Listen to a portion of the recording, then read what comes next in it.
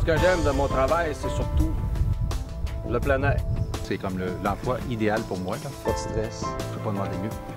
Ça garde en forme. Ça, c'est un aspect que j'adore vraiment beaucoup. Il y a beaucoup d'emphase sur l'innovation. C'est une belle vie ici, là. On est bien. C'est un travail de collaboration. Ben, moi, je trouve qu'on fait un beau travail. La coopérative, on jardine, on cultive la forêt, on en prend soin. Nous, en fait, à la coop, on touche l'ensemble des activités forestières. J'ai mon collègue Steven Pitre aux opérations qui, lui, fait plus la récolte de bois, transport, mise en forme de chemin. Nous, on arrive tout le temps le reboisement ou l'éclaircie commerciale quelques années après. Dernièrement, au cours des 7, 8, 10 dernières années, on a surtout travaillé dans des sites où il y a eu des gros feux de forêt. Donc ça, souvent, quand un feu a passé, la régénération naturelle est moins présente.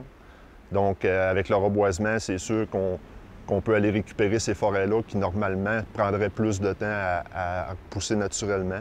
Bien, le reboisement, je crois que c'est important. Si on regarde après la coupe, bien, ça laisse des terrains vacants, puis le reboisement, bien, c'est de remettre la forêt à sa place, puis de l'éduquer, en fait.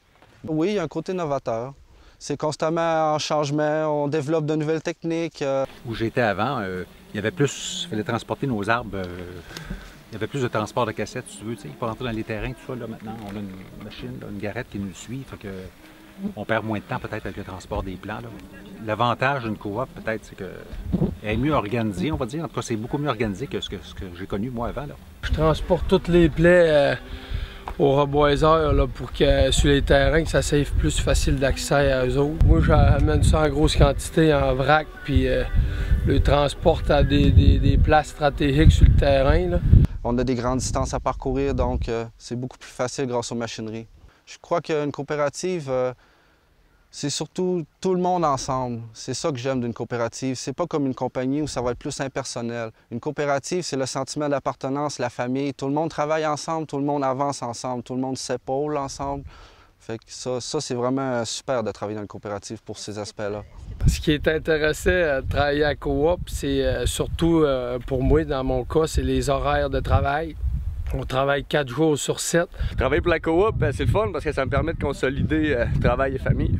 Être dans la forêt, il n'y a rien de mieux que ça. L'air frais, la tranquillité, la paix d'esprit. C'est très confortable, la forêt. Puis il y a certaines gens qui aiment beaucoup les grands espaces, la tranquillité. Maintenant aussi, on a le Wi-Fi sur les camps. Économiquement, on est un bon employeur pour les sylvicultures.